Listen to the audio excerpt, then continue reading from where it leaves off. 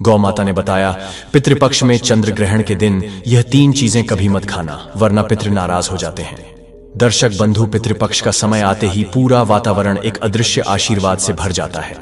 ऐसा लगता है जैसे हमारे पूर्वज स्वर्ग से उतरकर हमारे आंगन में बैठ गए हों। परंपराओं में कहा गया है कि इस कालखंड में की गई छोटी सी गलती भी पूरे परिवार पर भारी पड़ जाती है। इसलिए आरसी मुनियों ने कुछ ऐसे नियम बताए हैं जिनका पालन करना हर घर के लिए अनिवार्य माना गया है। सोचिए जरा, जब चंद्रमा पर ग्रहण लगता है और उसी समय पितृपक्ष चल रहा हो तो वह क्षण साधारण नहीं होता। उस घड़ी में किए गए हर कर्म का सीधा असर हमारे पितरों तक पहुंचता है। यही कारण है कि पुराणों में इसे अत्यंत गंभीर काल कहा गया है। इस समय अगर हमसे जरा सी भी भूल हो जाए तो पितृ रुष्ट हो जाते हैं, और जब पितृ नाराज हो जाते हैं तो घर में सुख शांति का दीपक बुझने लगता है।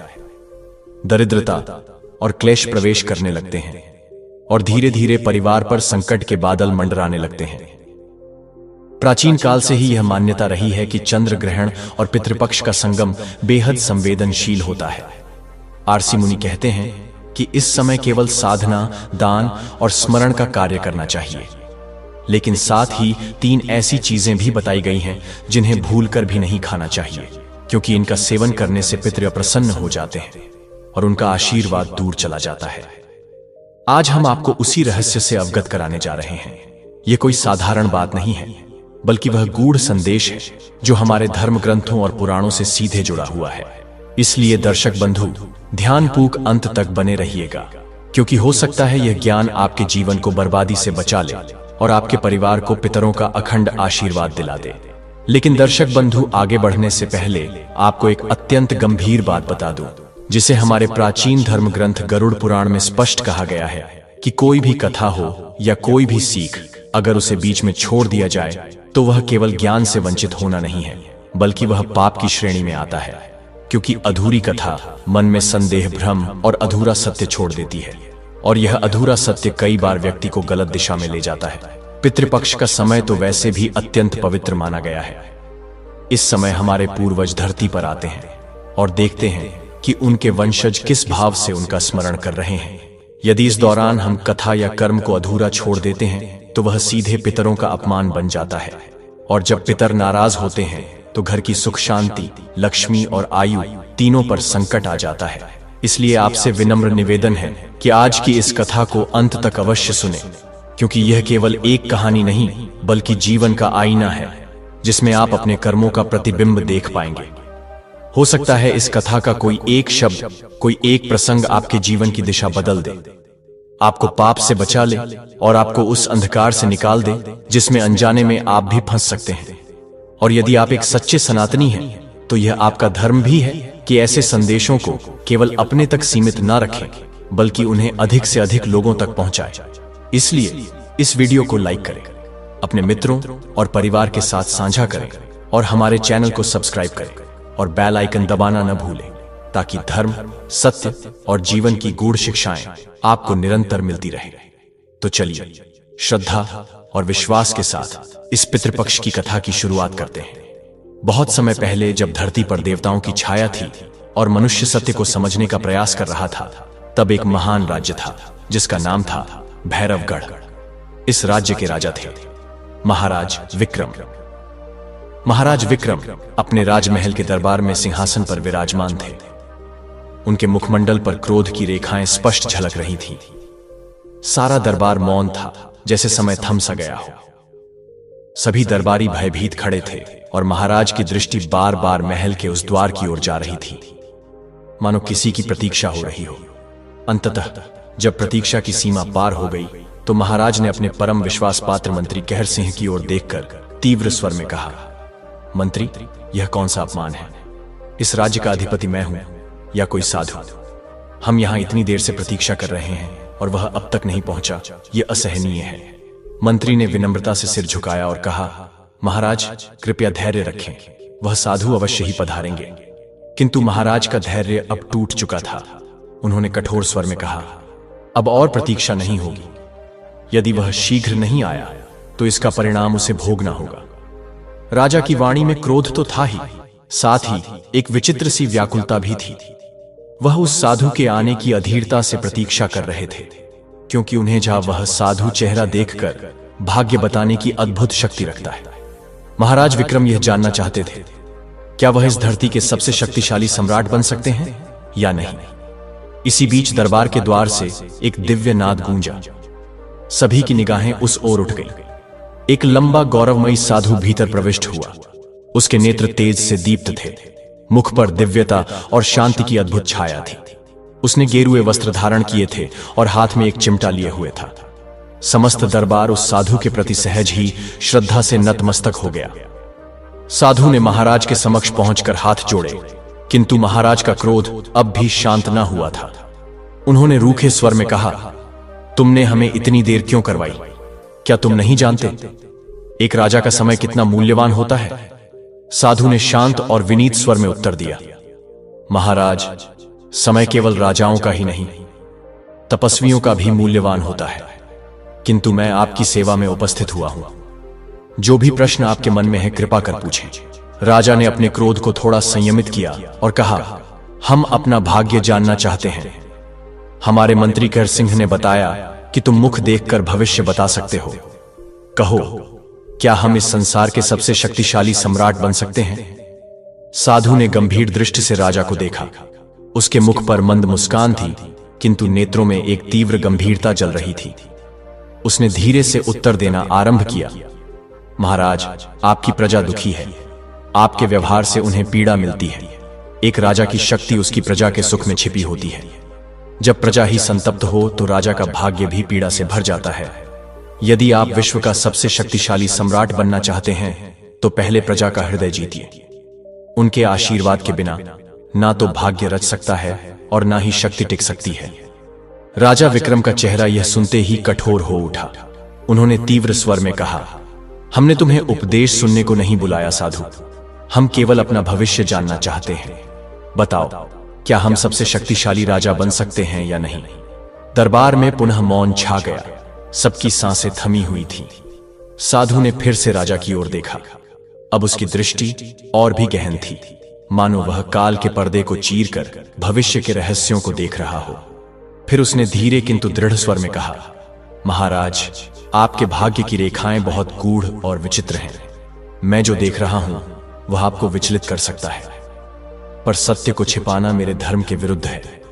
सुनिए, आपके भाग्य में आपकी मृत्यु आपके ही पुत्र के हाथों लिखी हुई है और भाग्य को कोई नहीं टाल सकता। साधु के यह वचन सुनकर राजा विक्रम जैसे स्तब्ध रह गए। दरबार के सभी जन भय और आश्चर्य से जड़ हो गए। कुछ समय तक तो राजा को विश्वास ही नहीं हुआ कि उन्होंने क्या सुना, लेकिन जब चेतना लौटी तो उनका चेहरा क्रोध से लाल हो गया। राजा सिंहासन से उठ खड़े हुए। उनकी आंखों में ज्वाला धकने लगी। उन्होंने अपनी तलवार निकाली और उसका तेज प्रकाश दरबार की दीवारों पर चमकने लगा। वे क्रोधित होकर गरजे, अरे पाखंडी, तूने कैसी निर्लज्ज बातें की हैं? तूने कहा कि मेरी मृत्यु मेरे पुत्र के हाथों होगी। तू एक राजा को श्राप देने का साहस करता है। क्या तुझे अपनी जान की चिंता नहीं? राजा का स्वर इतना कठोर और तीव्र था कि पूरा दरबार मानो कांप उठा। सभी दरबारी भयभीत होकर सिर झुकाए खड़े थे, लेकिन उस साधु के मुख पर कोई बदलाव नहीं आया। वह वैसे ही शांत और स्थिर खड़ा रहा, जैसे घनघोर आंधी में भी कोई पर्वत अडिग खड़ा रहता है। राजा ने तलवार साधु की ओर बढ़ा दी और क्रोध में गरजते हुए कहा, तू मेरे भाग्य की बात करता है, लेकिन क्या तूने अपने भाग्य को देखा है? जानता है ना, तेरी मृत्यु मेरे ही हाथों होने वाली है। साधु ने शांत मुस्कान के साथ राजा की आंखों में देखा। उसकी दृष्टि में भय का कोई चिन्ह नहीं था। वह स्थिर भाव से बोला, महाराज, मैंने अपना भाग्य भी देखा है और उसमें यह नहीं लिखा कि मेरी मृत्यु किसी ऐसे राजा के हाथों होगी जो अपनी प्रजा पर अत्याचार करता हो। साधु के इन वचनों ने जैसे राजा के भीतर की अग्नि को और भड़का दिया। उन्होंने क्रोध में तलवार उठाई और साधु की ओर बढ़े, लेकिन तभी वहां एक अलौकिक चमत्कार घटा। साधु के चारों ओर रंग बिरंगी किरणें प्रकट हो गईं। उसकी देह से एक दिव्य तेज निकलने लगा। सारा दरबार उस अद्भुत दृश्य को देखकर स्तब्ध रह गया। राजा विक्रम के कदम वहीं रुक गए। उनकी आंखें उस तेज से चौंधियां गईं। साधु ने आंखें मूंद लीं और होठों से धीरे धीरे कोई पवित्र मंत्र जपने लगे। फिर एक दिव्य प्रकाश की लहर के साथ वह साधु उसी तेज में विलीन हो गया। कुछ क्षणों तक रंग बिरंगी रोशनी चारों ओर नाचती रही, फिर सब कुछ शांति में डूब गया। साधु के यूं अलौकिक रूप से लुप्त हो जाने के बाद पूरे दरबार में गहरा मौन छा गया। राजा विक्रम की आंखें अब भी उसी स्थान पर स्थिर थीं जहां साधु क्षण भर पहले खड़ा था। उनके चेहरे पर क्रोध और भ्रम की मिलीजुली छाया स्पष्ट दिखाई दे रही थी। तभी अचानक महल के द्वार पर हलचल हुई। एक सैनिक दौड़ता हुआ भीतर आया। उसने झुककर राजा को प्रणाम किया और घबराए हुए स्वर में कहा, महाराज, बड़ी विपत्ति आ पड़ी है। पड़ोसी राज्य के राजा महाराज आदित्य ने हमारे राज्य पर हमला कर दिया है। वह महल के द्वार पर खड़ा है और आपको युद्ध के लिए ललकार रहा है। सैनिक की इस सूचना ने जैसे पूरे दरबार को झोड़ दिया। दरबारी एक दूसरे की ओर भय और चिंता से देखने लगे, लेकिन राजा विक्रम का चेहरा अब और कठोर हो चुका था। उनकी आंखों में एक तेज आ गया। वे तुरंत अपनी राजगद्दी से उठे और तलवार मान से खींच ली। चलो, अब समय आ गया है युद्ध का। राजा ने सिंह की तरह दहाड़ लगाई। राजा आदित्य को उसके दुस्साहस की सजा देनी ही होगी। राजा विक्रम सिंह जैसे ही दरबार से बाहर निकले, उनके पीछे सैनिकों और मंत्रियों की टोली चल पड़ी। महल के विशाल द्वार से बाहर निकलते ही एक भयंकर दृश्य सामने था। राजा आदित्य अपनी विशाल सेना के साथ खड़ा था।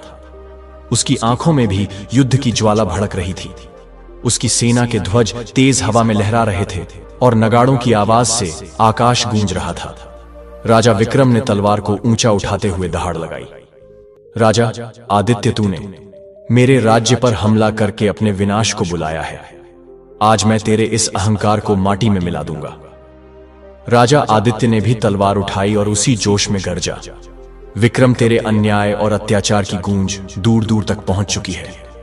आज मैं उस अत्याचार का अंत करने आया हूं। मैं तुझे धर्म युद्ध के लिए ललकारता हूं। राजा विक्रम ने एक ठहाका लगाया। तेरी यह ललकार तेरी सबसे बड़ी भूल होगी। आदित्य, मैं तुझे और तेरे राज्य को अपने शस्त्र बल से रौंद डालूंगा। आज तेरा वंश समाप्त होगा। इतना कहते ही रणभूमि में शंखनाद हो गया। युद्ध का नगाड़ा बज उठा। दोनों सेनाएं जैसे गरजते हुए मेघों एक दूसरे से भिड़ गई। तलवारों की टकराहट और घोड़ों की टापों की गर्जना से धरती कांप उठी। आकाश भी मानो उस युद्ध की गंभीरता से सहम गया हो। राजा विक्रम और राजा आदित्य के बीच युद्ध की अग्नि और भी तीव्र होती जा रही थी। महाराज विक्रम अपनी तलवार से एक के बाद एक शत्रुओं को धराशायी करते जा रहे थे। उनका हर वार बिजली की तरह तेज और अचूक था। राजा आदित्य की सेना उनके प्रचंड पराक्रम से पीछे हटने लगी, किंतु महाराज आदित्य भी कोई साधारण योद्धा नहीं थे। उन्होंने भी साहस से युद्ध किया और विक्रम के कई वीर सैनिकों को परास्त किया। युद्ध क्रमशः और भयानक होता गया, जैसे दो महाशक्तियां एक दूसरे को नष्ट करने पर आमादा हों। अंततः वह क्षण भी आया जब दोनों राजाओं का आमना सामना हुआ। राजा आदित्य ने अपनी तलवार उठाकर विक्रम पर प्रहार किया, लेकिन विक्रम ने उस वार को चतुरता से टाल दिया और पल भर में बिजली की गति से पलटवार किया। उनकी तलवार सीधी राजा आदित्य के वक्षस्थल पर जा लगी। राजा आदित्य घायल होकर भूमि पर गिर पड़े। उनके मुख से एक पीड़ा भरी कराह निकली। उन्होंने कांपते स्वर में कहा, विक्रम, आज तुमने मुझे पराजित कर दिया, लेकिन याद रखना, अधर्म की विजय अधिक दिन नहीं टिकती। तुम्हारा भी अंत निश्चित है और वह अंत तुम्हारे ही कुल से होगा। इतना कहकर महाराज आदित्य ने अपनी अंतिम सांस ली। उनकी वाणी जैसे आकाश में गूंज गई और समय के गर्भ में एक भविष्यवाणी अंकित कर गई। विजय के पश्चात राजा विक्रम ने अपनी तलवार को आकाश की ओर उठाया और गगनभेदी स्वर में गरजे, यह है राजा विक्रम की शक्ति। जिसने मेरी सत्ता को ललकारा वह नष्ट हुआ। किंतु उनके कानों में अब भी राजा आदित्य के अंतिम शब्द गूंज रहे थे, तुम्हारा अंत तुम्हारे अपने ही घर से होगा। महाराज विक्रम के भीतर उस साधु की वाणी और राजा आदित्य के वचन गहराई से उतर गए थे। विजय तो उन्हें प्राप्त हुई थी, लेकिन उनके मन में डर और व्याकुलता के बीज अंकुरित होने लगे। उनकी आंखों में अब एक छाया थी, चिंता और संशय की। महान विजय के साथ राजा विक्रम अपने भव्य दरबार में लौटे। उनके मुख पर विजय की आभा थी, लेकिन हृदय में अब अहंकार का दीप जल उठा था।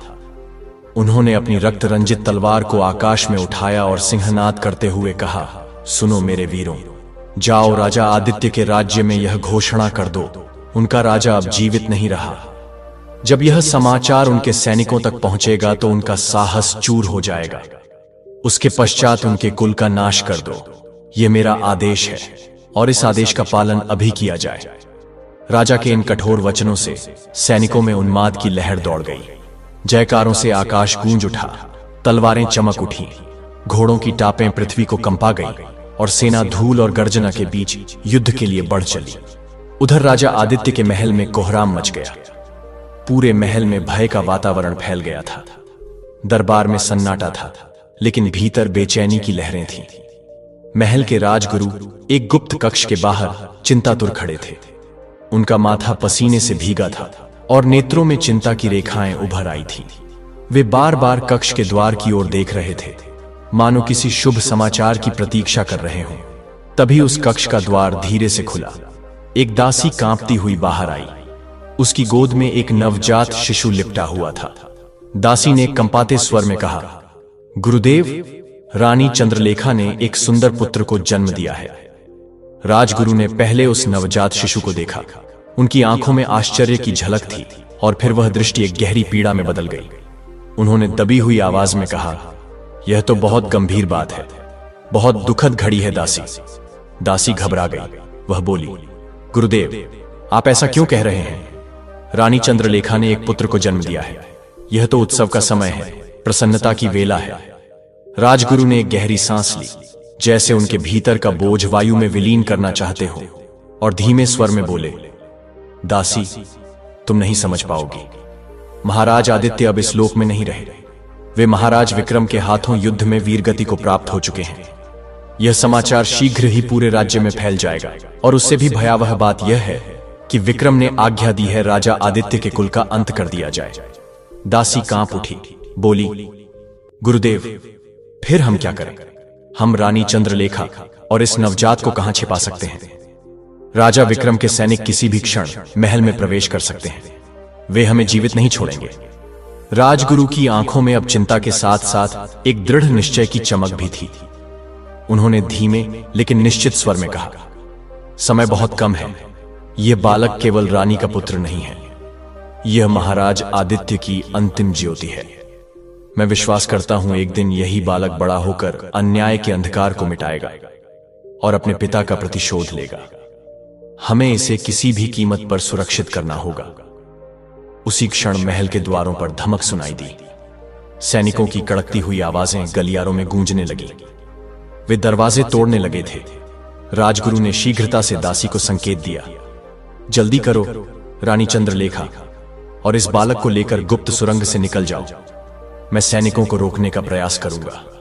समय कम है, लेकिन हम प्रयास किए बिना हार नहीं मान सकते। दासी ने बालक को हृदय से लगा लिया और अंधेरे में भागी। वह महल की उन छिपी हुई राहों से निकल गई जो केवल चुनिंदा लोगों को झां थी, और जैसे ही वे अंधेरे में लुप्त हुए, पीछे से महल की दीवारों में हलचल मच गई। राजा विक्रम की सेना ने महल को चारों ओर से घेर लिया था। तलवारों की आवाजें, घोड़ों की टापें और सैनिकों की गर्जना महल के कोनों में गूंज रही थी। इधर एक कक्ष में रानी चंद्रलेखा अपने नवजात को गोद में लिए बैठी थी। उनके नेत्रों में चिंता और भय स्पष्ट था। पास ही राजगुरु उन्हें धैर्य बंधाने का प्रयास कर रहे थे, लेकिन उनके मुख पर भी गहरी चिंता की रेखाएं खींच चुकी थीं। अचानक कक्ष के दरवाजे पर जोर जोर से चोटें पड़ने लगीं। दो सैनिक भीतर घुसने की कोशिश करने लगे। एक ने दूसरे से कहा, मुझे पूरा विश्वास है यही बालक राजा आदित्य का उत्तराधिकारी है। इसे दासी से छीन लो। राजा विक्रम का आदेश है, इसे जीवित ना छोड़ा जाए। दूसरे सैनिक ने कहा, हमें पहले ही सूचना मिल चुकी थी कि रानी गर्भवती है। अब यह बच्चा विक्रम के लिए खतरा है, इसे समाप्त करना अनिवार्य है। इतना कहते ही एक सैनिक ने दासी की ओर झपट्टा मारा और बालक को उसकी गोद से छीन लिया। शिशु का रुदन कक्ष में गूंजने लगा। दासी ने रोकने की पूरी कोशिश की, लेकिन सैनिकों की निर्दयता के आगे वह कुछ ना कर सकी।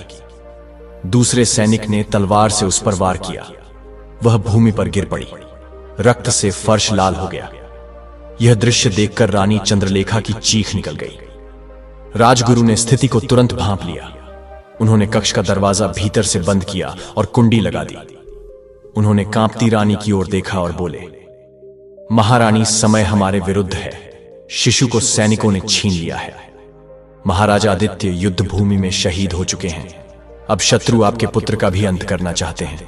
हमें शीघ्र निकलना होगा। रानी की आंखों से आंसुओं की धार बह निकली। कांपती हुई आवाज में वह बोली, गुरुदेव, मेरा पुत्र कहां है? मेरा पुत्र। राजगुरु ने उनका हाथ थामा और दृढ़ता से कहा, महारानी, धैर्य रखिए। यह समय शोक मनाने का नहीं, साहस दिखाने का है। अभी हमें आपको इस मृत्युपाश से सुरक्षित निकालना होगा। राजगुरु ने कक्ष के एक कोने की ओर संकेत करते हुए कहा, देखिए, इस कक्ष से एक गुप्त सुरंग निकलती है जो जंगल की ओर जाती है। यह सुरंग स्वयं महाराज आदित्य ने बनवाई थी, संकट की घड़ी के लिए। मैं आपको इसी मार्ग से बाहर ले चलूंगा। प्रभु की कृपा से हम अवश्य सुरक्षित निकलेंगे। रानी चंद्रलेखा का हृदय वेदना और आंसुओं के भार से जैसे चूर चूर हो गया था। उनके प्रिय स्वामी महाराज आदित्य अब इस धरती पर नहीं थे और उनके नवजात पुत्र पर भी मृत्यु की छाया मंडरा रही थी। कांपते हुए स्वर में उन्होंने कहा, राजगुरु राजा विक्रम अत्यंत निर्दयी और क्रूर है। उसने मेरे स्वामी को निष्ठुरता से मार डाला और अब वह मेरे पुत्र की भी बलि लेगा। बताइए, मैं अब इस जीवन का क्या करूं? राजगुरु ने करुणा से उनका कंधा थामा और गहरी श्रद्धा के साथ बोले, महारानी, अब धैर्य खोने का समय नहीं है। मत भूलिए, आपके स्वामी का बलिदान व्यर्थ नहीं जा सकता। आपको उस बलिदान की लौ को जीवित रखना है। आपके पुत्र का जीवन अनमोल है। एक दिन वही बालक न्याय का दीपक बनकर प्रकट होगा और अपने पिता के वध का प्रतिशोध लेगा। यह संग्राम तभी पूर्ण होगा जब आप जीवित रहेंगी। रानी चंद्रलेखा ने अपने अश्रु पोंछे और फिर उनकी आंखों में निश्चय की ज्वाला जाग उठी। राजगुरु ने उनका हाथ थामा और उन्हें महल के उस गुप्त द्वार तक ले गए जिसे समय के संकट में बचाव का मार्ग बनाया गया था। उन्होंने फर्श पर रखे एक भारी पत्थर को हटाया। नीचे एक संकरी सुरंग प्रकट हुई।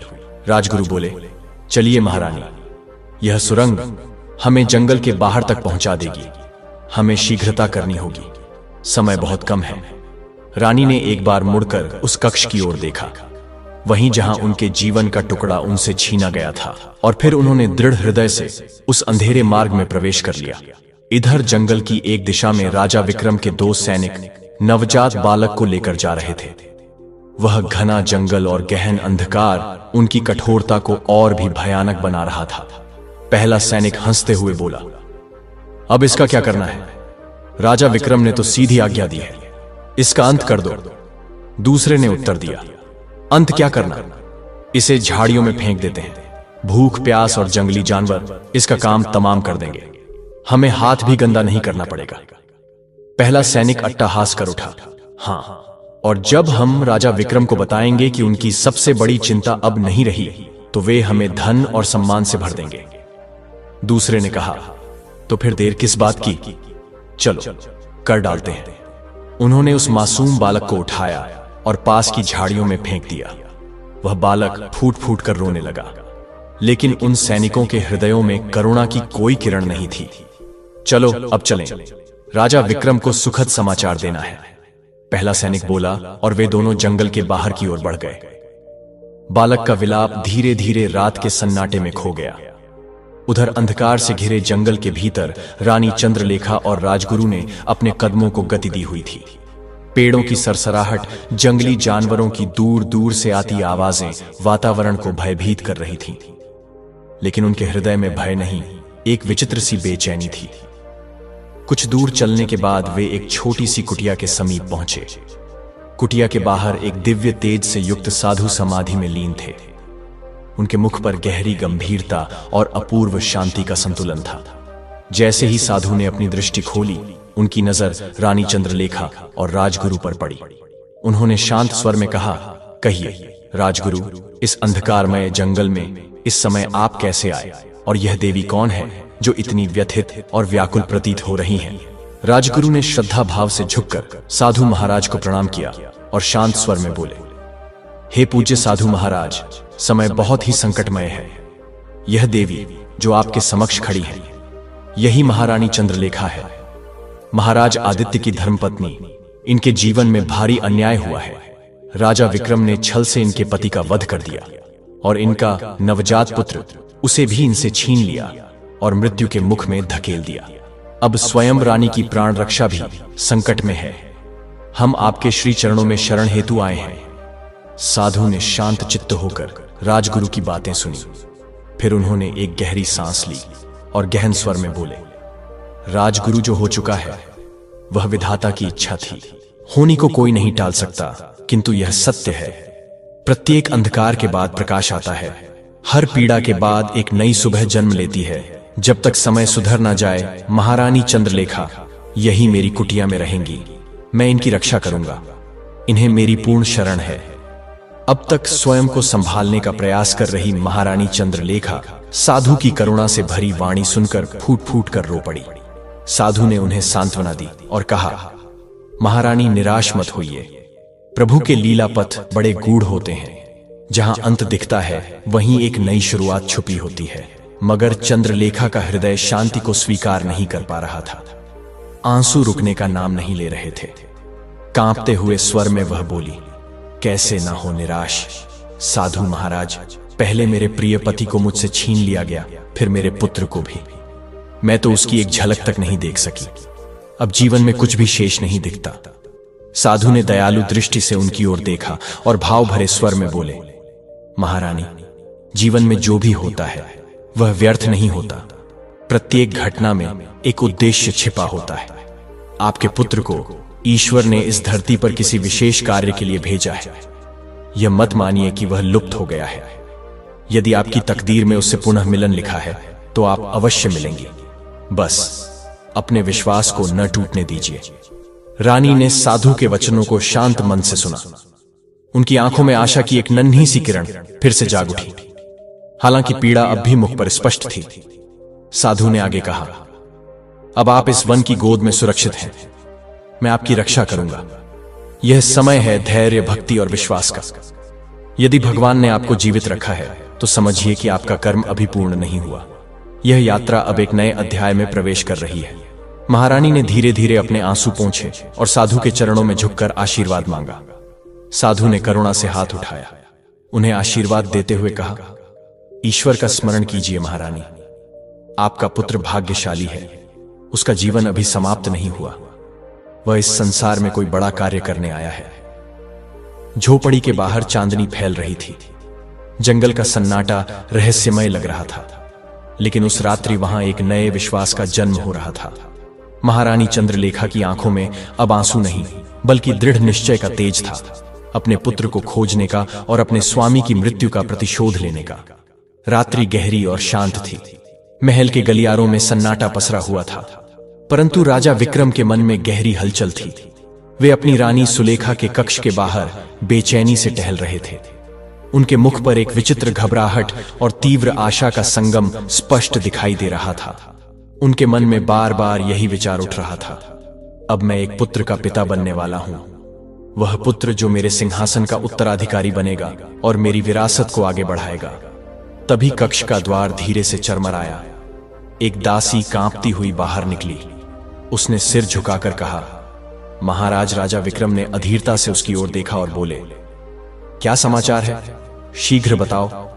दासी ने सिर झुकाकर धीमे स्वर में कहा, महाराज, बधाई हो। रानी सुलेखा ने पुत्र को जन्म दिया है। परंतु राजा विक्रम ने उसके स्वर की झिझक को भांप लिया। उन्होंने भैं चढ़ाकर कठोर स्वर में पूछा, पर तुम इतनी डरी हुई क्यों हो? क्या रानी सुलेखा सुरक्षित है? दासी ने कांपती आवाज में कहा, रानी जी बेहोश है महाराज।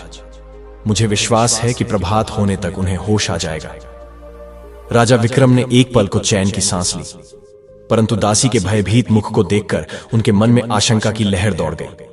उन्होंने कड़कती आवाज में पूछा, तो फिर तुम इतनी घबराई हुई क्यों खड़ी हो? सच सच बताओ, क्या बात है? दासी का शरीर कांप उठा। उसने नम्रता से कहा, महाराज, मेरा निवेदन है, आप स्वयं कक्ष में जाकर अपने पुत्र को एक बार देख लीजिए। राजा विक्रम को भीतर से किसी अनहोनी का आभास हुआ। वे तेजी से कक्ष के भीतर पहुंचे। जब उनकी दृष्टि पालने में सोए अपने नवजात शिशु पर पड़ी, उनकी आंखें क्रोध और भय से भर गईं। पालने में जो बालक था, उसका चेहरा सामान्य न था। वह अत्यंत क्रूर था। मुख विकृत था और पेट पर एक बड़ा सा उभार था, जैसे पीड़ा का प्रतीक हो। राजा की सारी इच्छाएं, सारी कल्पनाएं मानो पल भर में चूर चूर हो गईं। उन्होंने स्तब्ध स्वर में कहा, यह मेरा पुत्र नहीं हो सकता, यह तो कोई अभिशाप है। उनकी दृष्टि भयावह हो चुकी थी। वे दासी की ओर घूरते हुए बोले, यह बात महल के बाहर फैल गई तो मेरी प्रतिष्ठा मिट्टी में मिल जाएगी।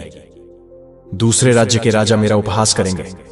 यह बालक मेरी गद्दी की मर्यादा को कलंकित कर देगा। दासी भय से कांपने लगी। उसने धीमे स्वर में पूछा, तो महाराज, अब आप क्या करने जा रहे हैं? राजा विक्रम की आंखों में कठोरता की ज्वाला उठने लगी। उन्होंने तलवार उठाई और उसकी नोक दासी की ओर कर दी। मैं वही करूंगा जो एक राजा को करना चाहिए। इस बालक को जंगल में छोड़ दूंगा, वहीं जंगली पशु इसे खा जाएंगे। और सुन, यदि तूने यह बात रानी सुलेखा या किसी और को बताई तो तेरे पूरे कुल को अग्नि में झोंक दूंगा, समझी? दासी भयभीत हो उठी। उसकी आंखों से आंसू झरने लगे। उसने सिर झुकाकर कहा, जो आज्ञा महाराज। राजा विक्रम ने अपने ही नवजात पुत्र को गोद में उठाया। वह रो रहा था, पर राजा का हृदय अब पत्थर बन चुका था। रात के अंधकार में शाही वस्त्रों में लिपटे बालक को लेकर राजा महल से बाहर निकल पड़े। जैसे जैसे वे जंगल की ओर बढ़े, उनके भीतर का द्वंद्व गहराता गया। घने वृक्षों की छाया और रात की नीरवता, सब कुछ जैसे पाप की साक्षी बन रहा था।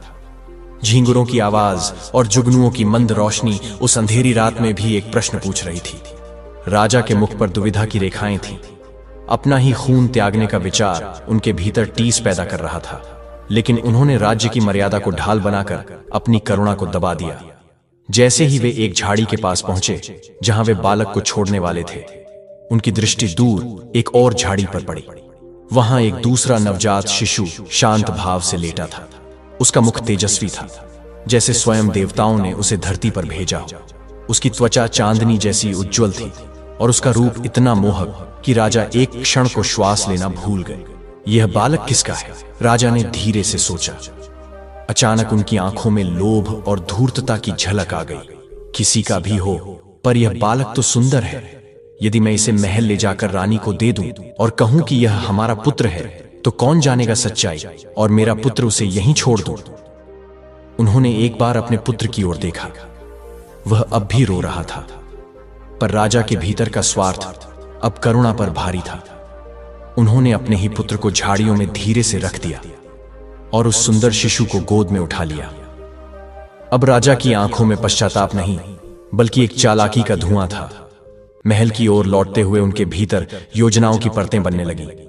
उन्होंने निश्चय कर लिया था, वह सबको यही बताएंगे कि रानी सुलेखा ने एक अनुपम और दिव्य रूप वाला पुत्र जन्मा है। महल पहुंचे तो सीधे रानी के कक्ष की ओर बढ़े। वहां रानी सुलेखा अभी भी अचेत अवस्था में थी और दासियां उस सेवा में लगी थीं। राजा ने उस सुंदर शिशु को एक दासी की गोद में देते हुए कठोर स्वर में कहा, सुनो, जब रानी को होश आए तो उनसे कहना कि उन्होंने यही सुंदर बालक जन्मा है। और ध्यान रहे, यदि तुमने इस विषय में किसी से कुछ भी कहा तो परिणाम अत्यंत गंभीर होंगे। दासी राजा की वाणी में छिपी कठोरता से भयभीत हो गई। उसने सिर झुका लिया और चुपचाप आज्ञा स्वीकार कर ली। राजा ने एक बार और उस शिशु की ओर देखा, जो अब भी शांत था, मानो वह स्वयं प्रभु की इच्छा से इस संसार में आया हो और अपनी नियति को मौन भाव से स्वीकार कर चुका हो। राजा विक्रम ने कक्ष से बाहर कदम रखा, लेकिन उनके भीतर एक विचित्र द्वंद्व चल रहा था। उन्हें जहां उन्होंने किया वह नीति के मार्ग से भटका हुआ है, परंतु उनका लोभ और राज्य के प्रति उनका मोह उन्हें इसी मार्ग पर ले आया। उधर घने वन में झाड़ियों के बीच उनका सच्चा पुत्र ठंडी रात और अंधेरे के बीच अपनी किस्मत की प्रतीक्षा कर रहा था। भोर की पहली किरणें जब महल की खिड़कियों से भीतर आई, तब रानी सुलेखा को धीरे धीरे होश आने लगा। जैसे ही उनकी आंखें खुली, सामने खड़ी दासी मुस्कुराते हुए बोली, महारानी, आपने एक अत्यंत सुंदर पुत्र को जन्म दिया है। राजा और समस्त राज्य इस समाचार से हर्षित है। रानी विक्रम की पत्नी ने जैसे ही उस बालक को देखा, उनकी आंखों से ममता की गंगा बह चली। उन्होंने उसे गोद में उठाकर कहा, मेरा पुत्र, यह तो सच में अनुपम सौंदर्य से युक्त है। मैं इसका नाम अशोक रखती हूं। यह नाम इसके सौंदर्य और भविष्य की महिमा को सदा जीवित रखेगा। रानी का हृदय प्रसन्नता से भर गया। उन्हें विश्वास ही नहीं हो रहा था कि उनका पुत्र इतना सुंदर और दिव्य हो सकता है। वहीं एक कोने में छिपकर राजा विक्रम अपने छल की सफलता को देखकर संतुष्ट हो रहे थे। उनके मन में योजनाओं की जीत की एक खामोश मुस्कान थी।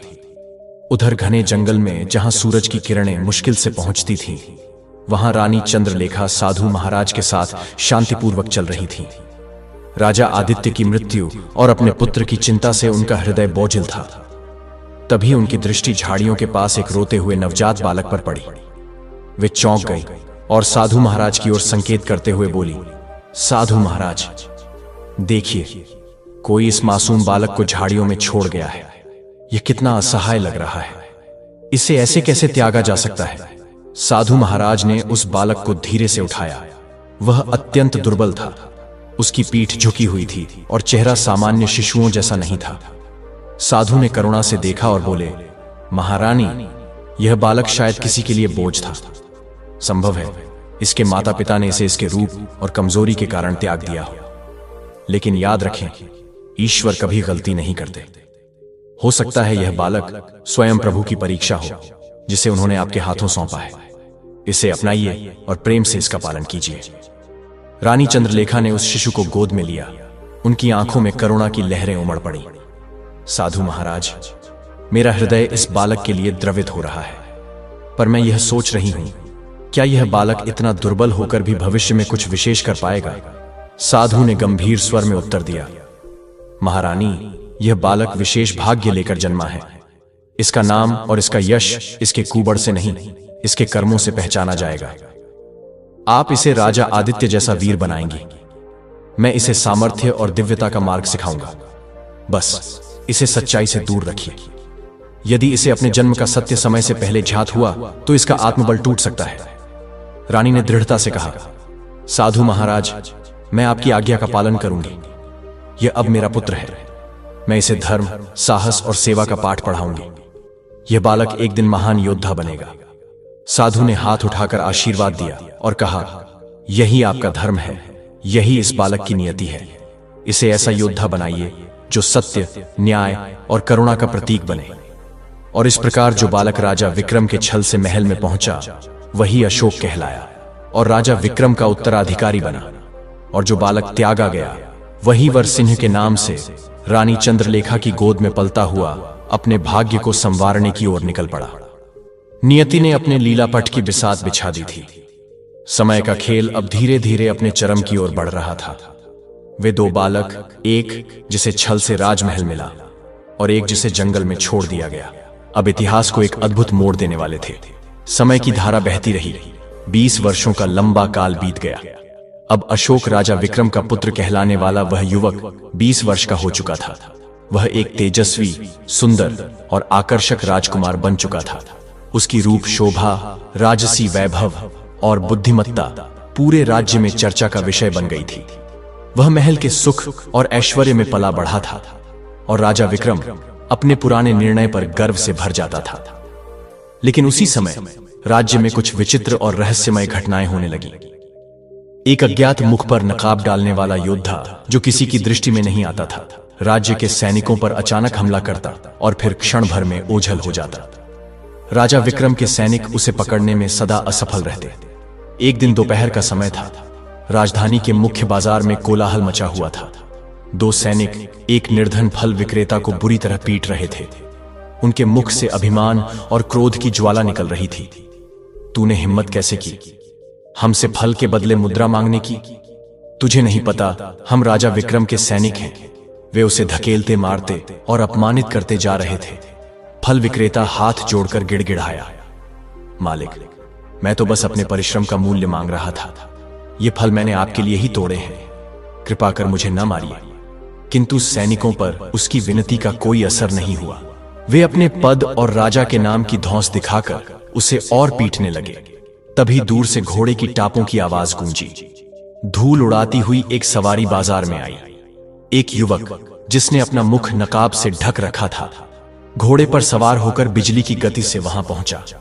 वह सैनिकों के सामने आ खड़ा हुआ और गंभीर स्वर में बोला, बस करो, इस निरीह मनुष्य को छोड़ दो, अन्यथा परिणाम अच्छे नहीं होंगे। सैनिक उसकी ओर घूरते हुए बोले, तू कौन होता है हमें रोकने वाला? क्या तुझे पता नहीं हम राजा विक्रम के सैनिक हैं? भाग जा यहां से वरना मारा जाएगा। पर वह नकाबपोश युवक शांत खड़ा रहा। उसकी आंखों में एक रहस्यमय तेज था, जैसे किसी पुरानी पीड़ा की अग्नि उसमें सुलग रही हो।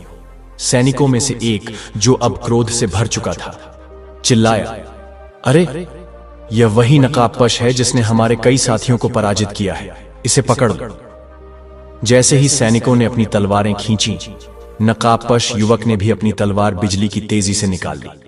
उसने एक ऐसा तेज वार किया कि एक सैनिक की तलवार उसके हाथ से छूट गई और दूर जा गिरी। दूसरा सैनिक विकराल मुद्रा में उस पर झपटा, लेकिन नकाबपोश ने अपनी तलवार से ऐसा प्रहार किया कि वह सैनिक उसी क्षण भूमि पर ढेर हो गया। बाजार में भगदड़ मच गई, लोग इधर उधर भागने लगे, लेकिन नकाबपोश युवक पूरी तरह शांत और दृढ़ था। उसने घोड़े की लगाम खींची और फल वाले की ओर देखकर कहा, डरो मत, अब तुम्हें कोई नुकसान नहीं पहुंचाएगा। फल वाला हैरान था। वह कुछ बोलने ही वाला था कि नकाबपोश युवक ने घोड़े को ऐड लगाई और तेजी से वहां से ओझल हो गया। लोग उसकी वीरता और रहस्यमय व्यक्तित्व को देख दंग रह गए। महल के विशाल द्वार पर एक घायल और थका हुआ सैनिक हांफते हुए आया। उसके चेहरे पर भय और असहायता साफ झलक रही थी। उसे तुरंत राजा विक्रम के दरबार में ले जाया गया। दरबार में बैठे राजा विक्रम का चेहरा गंभीर था और चारों ओर सन्नाटा पसरा हुआ था। सैनिक ने घुटनों के बल झुकते हुए कहा, महाराज, वह नकाबपोश फिर से दिखाई दिया। उसने मेरी आंखों के सामने मेरे साथी सैनिक को मार डाला। यह सुनते ही दरबार में हलचल मच गई। राजा विक्रम की भव्य तन गई। उन्होंने तीखे स्वर में पूछा, तुमने उसे रोकने की कोशिश क्यों नहीं की? क्या तुमने कुछ किया? सैनिक ने सिर झुकाते हुए कांपते स्वर में उत्तर दिया, महाराज, मैंने कोशिश की, पर उसकी तलवार इतनी तेज और वार इतने घातक थे कि हम कुछ नहीं कर पाए। वह बिजली की तरह आया और मेरे साथी को मारकर भाग गया। राजा विक्रम ने अपनी कुर्सी पर पीछे झुकते हुए गहरी सांस ली। उनका चेहरा क्रोध और चिंता से भर गया। उन्होंने अपने मुख्यमंत्री कहर सिंह की ओर देखा और बोले, मंत्री जी, यह नकाबपोश अब मेरे लिए सहनशीलता की सीमा पार कर चुका है। मैंने राजकुमार अशोक को पहले ही यह जिम्मेदारी सौंपी थी कि वह इस रहस्यमय नकाबपोश का पता लगाए। आखिर राजकुमार अशोक अभी तक क्या कर रहे हैं? मंत्री कहर सिंह ने सिर झुकाते हुए शांत स्वर में कहा, महाराज, राजकुमार अशोक शिकार के लिए जंगल गए हुए हैं। यह सुनकर राजा विक्रम कुछ पल के लिए सोच में डूब गए। उन्होंने गहरी नजरों से मंत्री की ओर देखा और धीरे धीरे कहा, एक बात मुझे लगातार परेशान कर रही है मंत्री जी। हर बार जब राजकुमार अशोक शिकार पर जाते हैं, उसी समय यह नकाबपोश हमारे राज्य में सक्रिय हो जाता है। क्या यह केवल एक संयोग है या इसके पीछे कोई गहरा रहस्य छिपा हुआ है? यह बात अब और नजरअंदाज नहीं की जा सकती। हमें इसका सच जानना होगा। दरबार में उपस्थित सभी दरबारी एक दूसरे की ओर हैरानी से देखने लगे। मंत्री कहर सिंह ने थोड़ा झिझकते हुए कहा, महाराज, आपकी शंका निराधार नहीं हो सकती। यह गंभीर विचार का विषय है। क्या ऐसा हो सकता है कि राजकुमार अशोक और इस नकाबपोश के बीच कोई संबंध हो? राजा विक्रम ने गंभीर स्वर में कहा, अगर ऐसा है तो यह मेरे राज्य और परिवार के लिए एक बड़ी चुनौती बन सकता है। मंत्री जी, मैं चाहता हूं कि आप इस मामले की पूरी जांच करें। यह नकाबपोश कौन है और इसका मेरे पुत्र अशोक से क्या संबंध है? इन सवालों का जवाब मुझे जल्द से जल्द चाहिए। मंत्री ने सिर झुकाकर हामी भरी। जैसा आप आदेश दें महाराज, मैं इस रहस्य से पर्दा उठाने के लिए हर संभव प्रयास करूंगा। राजा विक्रम ने गहरी सांस ली और अपनी कुर्सी पर पीछे झुककर आंखें मूंद ली। उनके मन में कई सवाल उठ रहे थे। क्या राजकुमार अशोक वास्तव में उनका आज्ञाकारी पुत्र है या इस नकाबपोश का कोई छिपा हुआ रहस्य है? क्या यह संयोग मात्र है या भाग्य ने उन्हें किसी कठिन परीक्षा के लिए तैयार किया है? महल के बाहर हवा में एक अजीब सी बेचैनी तैर रही थी। नकाबपोश की पहचान और उसकी मंशा अब केवल राजा विक्रम के लिए ही नहीं, बल्कि पूरे राज्य के भविष्य के लिए एक अनसुलझी पहेली बन चुकी थी। घने जंगल के बीच स्थित रानी चंद्रलेखा का छोटा सा आश्रय आशा और रहस्यों से भरा हुआ था। वहां एक ओर रानी चंद्रलेखा अपने पुत्र वीर सिंह के साथ बैठी थी, तो दूसरी ओर साधु महाराज ध्यान रमाए हुए थे। वीर सिंह, जो बचपन से ही अपनी कुबड़ के कारण पीड़ा झेल आया था, आज भी अपने भीतर उठते सवालों से घिरा हुआ था। साधु महाराज ने अपनी बंद आंखें खोली और गहरी दृष्टि से वीर सिंह की ओर देखा। फिर शांत और दिव्य स्वर में बोले, वीर सिंह, आज का दिन तुम्हारे जीवन का सबसे महत्वपूर्ण दिन है। मैंने एक विशेष तप से सिद्ध की हुई दिव्य जड़ी बूटी तैयार की है। इसे पी लेने से न केवल तुम्हारा शरीर बलवान और सुंदर हो जाएगा, बल्कि तुम्हारे भीतर जो आत्मविश्वास और खोई हुई शक्ति है वह भी पूर्ण रूप से जागृत हो उठेगी। वीर सिंह आश्चर्य में पड़ गया। वह श्रद्धा से बोला, क्या यह सच है साधु महाराज? क्या यह जड़ी बूटी सचमुच मुझे बदल सकती है? साधु मुस्कुराए, जैसे परमात्मा की कोई लीला सुनाने जा रहे हो, और बोले, बिल्कुल, लेकिन यह परिवर्तन केवल बाहरी नहीं होगा। यह तुम्हारे भीतर के उस वीर भाव को भी प्रकट करेगा जो अब तक शांत पड़ा था। अब जाओ, इसे श्रद्धा से पी लो। वीर सिंह ने दोनों हाथों से वह दिव्य जड़ी बूटी से भरा प्याला उठाया। उसकी आंखों में एक अद्भुत प्रकाश चमक उठा। जैसे ही उसने वह अमृत तुल्य जड़ी बूटी ग्रहण की, अचानक चारों ओर रंग बिरंगी प्रभा फैल गई। उसका शरीर गमाने लगा और कुछ ही क्षणों में वह एक साधारण युवक से दिव्य तेज से युक्त अत्यंत सुंदर और बलवान योद्धा में परिवर्तित हो गया। उसके कंधे चौड़े और मजबूत हो गए, मुख तेज से दीप्त हो उठा और उसका दुर्बल शरीर अब सिंह जैसे पराक्रमी रूप में बदल गया। रानी चंद्रलेखा ने अपने पुत्र को देखा तो उनके नेत्र आंसुओं से भर आए। वे बोल उठी, आज मुझे ऐसा लग रहा है मानो मेरे वीर सिंह ने अपना सच्चा रूप प्राप्त कर लिया है। वीर सिंह ने विनम्रता से रानी की ओर देखा और कहा, मां, यदि साधु महाराज मुझे पहले ही यह रूप दे सकते थे तो उन्होंने पहले क्यों नहीं किया? यदि मेरे पास यह बल पहले होता तो मैं युद्ध कला भी और अच्छी तरह सीख सकता था। साधु महाराज गंभीर स्वर में बोले, बेटा, जब आत्मा की परीक्षा होती है तब शरीर की कमजोरी से ही सच्चा साहस और आत्मबल प्रकट होता है। यदि तुमने यह सुंदर रूप पहले ही पा लिया होता तो हो सकता है कि तुम्हारा विश्वास केवल बाहरी रूप पर टिक जाता, पर अब जब तुमने अपने कष्टों में भी स्वयं को सिद्ध किया है, यह रूप तुम्हें और अधिक सक्षम बनाएगा। वीर सिंह ने साधु महाराज के वचनों को समझा और श्रद्धा से सिर झुका लिया। अब उसके मुख पर केवल आत्मबल और धैर्य की चमक थी। फिर वह रानी की ओर मुड़ा और दृढ़ स्वर में कहा, मां, अब मुझे आज्ञा दीजिए। मैं राजा विक्रम के पास जाऊंगा, अपने पिता की हत्या का न्याय लूंगा। अब वह दिन दूर नहीं जब राजा विक्रम को उसके कर्मों का फल मिलेगा। रानी चंद्रलेखा ने अपने पुत्र की आंखों में तेज देखा। उन्होंने उसका कंधा थामा और कहा, बेटा, मैं भी तुम्हारे साथ चलूंगी। तुम्हारे पिता की मृत्यु ने मेरे हृदय को भी घायल किया है। मैं चाहती हूं कि मैं अपनी आंखों से देखूं जब मेरा पुत्र न्याय लेकर लौटेगा।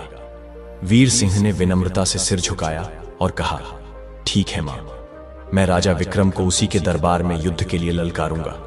उसकी सत्ता को उसी के सिंहासन पर चुनौती दूंगा। साधु महाराज ने दोनों हाथ आशीर्वाद में उठाए और बोले, जाओ वीर सिंह, यह तुम्हारे जीवन की सबसे कठिन परीक्षा होगी, परंतु स्मरण रखना, सत्य, धैर्य और साहस तुम्हारे साथ है। यही तुम्हारी सबसे बड़ी शक्ति है, वही तुम्हें विजय दिलाएगी। वीर सिंह और रानी चंद्रलेखा ने साधु महाराज के चरणों में झुककर प्रणाम किया और अपने उद्देश्य की ओर निकल पड़े। अब वीर सिंह का सुंदर और बलवान रूप केवल उसके शरीर की शोभा नहीं था, यह उसके भीतर जागे आत्मबल, साहस और धर्म के प्रतीक का प्रतीक था। उसका संकल्प स्पष्ट था, अपने पिता की हत्या का प्रतिशोध लेना और अधर्म का नाश कर धर्म की स्थापना करना। उधर राजा विक्रम अपने भव्य दरबार में सिंहासन पर गंभीर मुद्रा में बैठे थे। उनके मस्तक पर चिंता की रेखाएं स्पष्ट थीं। वह नकाबपोश योद्धा जिसने उनके राज्य में भय फैला रखा था, अब तक उनके लिए एक अनसुलझा रहस्य बना हुआ था। दरबार में मौन पसरा हुआ था। तभी एक गुप्तचर धीरे धीरे आगे बढ़ा। राजा के समक्ष झुकते हुए बोला, महाराज, वह नकाबपोश जिसने आपकी नाक में दम कर रखा है, उसका पता चल गया है। राजा विक्रम उस क्षण चौंक उठे। उनके मुख पर आश्चर्य और क्रोध का मिलाजुला भाव था। वे सिंहासन पर से उठे और तीव्र स्वर में बोले, तो फिर शीघ्र बताओ उसका नाम। मैं अभी मंत्री कहर सिंह के साथ इसी विषय पर विचार कर रहा था। गुप्तचर ने सिर झुकाते हुए विनम्र स्वर में उत्तर दिया, महाराज, वह नकाबपोश कोई और नहीं, आपका अपना पुत्र राजकुमार अशोक ही है। यह सुनते ही राजा विक्रम के मुख पर अविश्वास और क्रोध की लहर दौड़ गई। उन्होंने सिंहासन के हठे को कसकर पकड़ लिया उनकी आंखें क्रोध से लाल हो उठी। वे इस रहस्य उद्घाटन से स्तब्ध रह गए। दरबार में एक गहरा सन्नाटा छा गया, मानो समय थम गया हो। उसी क्षण दरबार के विशाल द्वार खुले और भीतर से राजकुमार अशोक प्रवेश करते हुए दिखाई दिए। उनके मुख पर आत्मविश्वास की गंभीर आभा थी और चलने की गति में अडिगता थी। राजा विक्रम अपनी सिंहासन से उठ खड़े हुए और कठोर स्वर में बोले, यह क्या अनादर है राजकुमार अशोक? क्या यह सत्य है कि तुम ही वह नकाबपोश हो जिसने मेरे सैनिकों पर वार किया? क्या तुमने अपने ही राज्य की सेना को घायल किया है? क्यों? क्या तुमने अपने पिता को और अपने धर्म को भुला दिया है? राजकुमार अशोक ने राजा विक्रम की ओर निडर दृष्टि से देखा और शांत किंतु दृढ़ स्वर में उत्तर दिया, तो अब मेरा भेद प्रकट हो ही गया। पिताजी जब जान ही गए हैं तो सुन भी लीजिए। हां, वही नकाबपोश मैं हूं, और मैंने यह सब इसलिए किया क्योंकि आपके सैनिक उन निर्दोष प्रजाजनों पर अत्याचार कर रहे थे जिनकी रक्षा करना आपका और मेरा कर्तव्य है। राजा विक्रम का मुख और भी कठोर हो गया। उन्होंने ऊंचे स्वर में कहा, बस करो अशोक, यह सब केवल तुम्हारा छल है। यह तुम्हारा धर्म नहीं, तुम्हारा धर्म है मेरी आज्ञा का पालन करना और राज्य की मर्यादा को बनाए रखना, ना कि अपनी ही सेना का संहार करना। राजकुमार अशोक ने शांत भाव से उत्तर दिया, पिताजी, प्रजा का कल्याण ही सबसे बड़ी मर्यादा है। यदि आपके सैनिक अपनी शक्ति का दुरुपयोग कर रहे हैं और मासूमों को पीड़ा दे रहे हैं तो उन्हें रोकना ही मेरा धर्म है। यदि इसके लिए मुझे आपके विरुद्ध भी खड़ा होना पड़े तो मैं पीछे नहीं हटूंगा। राजा विक्रम क्रोध में तपते हुए सिंहासन पर फिर से बैठ गए। उनका मुख गंभीर था और वाणी में कठोरता। उन्होंने तीव्र स्वर में कहा, अशोक, तुम्हारी यह धृष्टता मुझे स्वीकार नहीं है। तुमने मेरे राज्य के नियमों का उल्लंघन किया है, मेरी सेना को दुर्बल किया है। तुम्हारे इस कर्म को मैं कभी क्षमा नहीं करूंगा।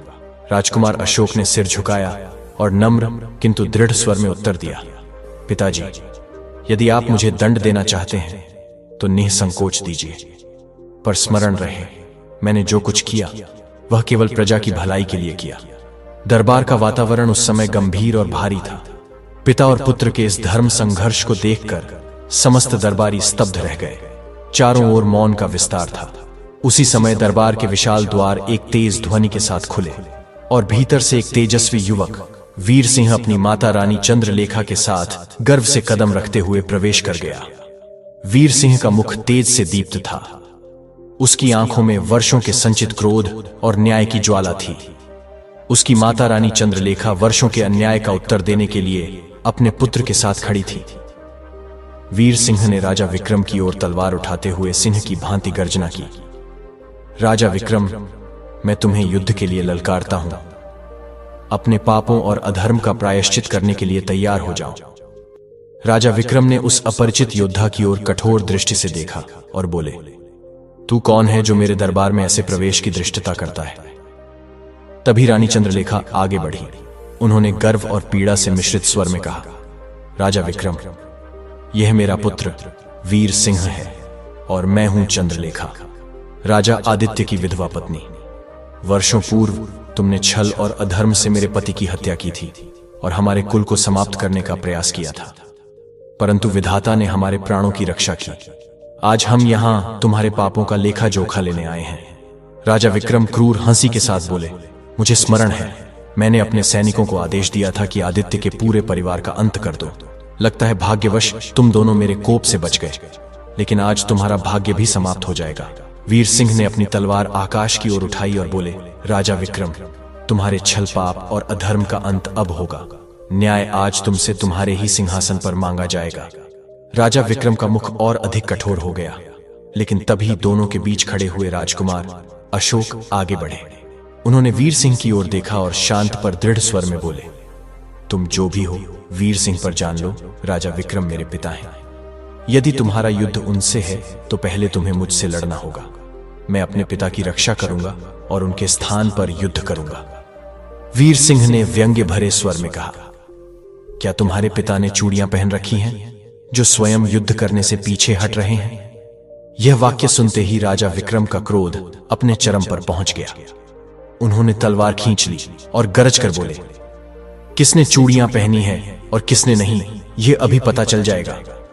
मैं स्वयं तुम्हें युद्ध में पराजित कर तुम्हारे अहंकार को भस्म कर दूंगा। दरबार के मध्य एक भयंकर युद्ध आरंभ हो गया। तलवारों के टकराने की आवाजें चारों ओर गूंज उठी।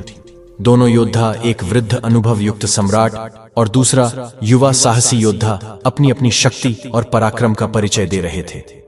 राजा विक्रम अपने वर्षों के युद्ध कौशल और अनुभव से वीर सिंह पर भारी पड़ने का प्रयास कर रहे थे, लेकिन वीर सिंह के भीतर तप और त्याग की शक्ति थी। उसने साहस, गति और धर्म के बल से राजा विक्रम को कड़ी टक्कर दी। कुछ ही क्षणों में वीर सिंह ने अपने तेज और अद्वितीय युद्ध नैपुण्य से राजा विक्रम को परास्त कर दिया। राजा विक्रम घायल होकर भूमि पर गिर पड़े। दरबार में मौन छा गया। सभी की आंखें यह दृश्य देखकर विस्मित रह गईं। राजकुमार अशोक दौड़कर अपने पिता के पास पहुंचे और उन्हें सहारा देकर उठाने का प्रयास करने लगे। उन्होंने शांत और करुण स्वर में कहा, पिताजी, यह वही फल है जो आपने वर्षों से प्रजा पर किए अन्याय से अर्जित किया है। आपने निर्दोषों को सताया, उनकी करुण पुकारों को अनसुना किया। आज वही पीड़ा आपके सम्मुख प्रतिशोध बनकर खड़ी है। राजा विक्रम ने अशोक की वाणी सुनी और पहली बार उनके हृदय में पश्चाताप का सागर उमड़ पड़ा। उनके मुख पर पछतावे और आत्मग्लानि की रेखाएं स्पष्ट झलक उठी।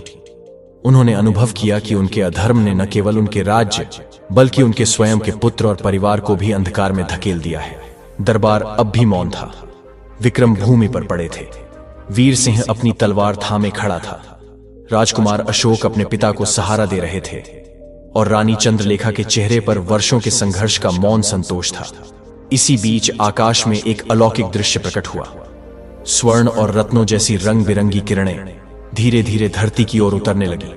उन किरणों के मध्य से एक दिव्य पुरुष, एक साधु प्रकट हुए। उनका मुख तेजस्वी था, नेत्रों में करुणा और मुख पर गंभीरता की झलक। उनकी उपस्थिति से पूरा दरबार आलोकित हो गया। जो जहां खड़ा था वहीं श्रद्धा से झुक गया। साधु ने राजा विक्रम की ओर गंभीर दृष्टि डाली और गहरी तपोमयी वाणी में कहा, राजा विक्रम, आज तुम्हारे कर्मों का परिणाम तुम्हारे सामने खड़ा है। आज न्याय ने अपने उत्तरदायी को पहचान लिया है। राजा विक्रम ने करुण स्वर में पूछा, आप कौन हैं और यह सब क्या कह रहे हैं? साधु ने अपना स्वर और भी गंभीर करते हुए कहा, मैं वही हूं जिसने वर्षों पूर्व राजा आदित्य के कुल को विनाश से बचाने का प्रयत्न किया था। आज समय तुम्हें सत्य से परिचित कराना चाहता है। वीर सिंह, जिसने आज तुम्हें पराजित किया, और अशोक, जिसे तुम अपना पुत्र मानते रहे, यह दोनों तुम्हारे ही कर्मों की लीला है। फिर साधु ने आगे कहा, अब ध्यान से सुनो। राजा विक्रम, साधु ने गंभीर स्वर में आगे कहा, वर्षों पहले तुम्हारे ही आदेश पर तुम्हारे सैनिकों ने राजा आदित्य के परिवार को मिटाने का प्रयास किया था। वे उसके नवजात पुत्र को उठाकर निर्जन जंगल में फेंक आए थे। उसी समय तुमने अपने ही उस बदसूरत बालक को, जिसे देखकर तुम्हारा मन विचलित हो गया था, झाड़ियों में छोड़ देने का निर्णय लिया था। परंतु नियति ने एक अद्भुत लीला रच दी। जिस शिशु पर तुम्हारी दृष्टि पड़ी, जिसे तुमने उसकी सुंदरता के कारण महल में लाकर पाला, वह और कोई नहीं, राजा आदित्य का पुत्र था।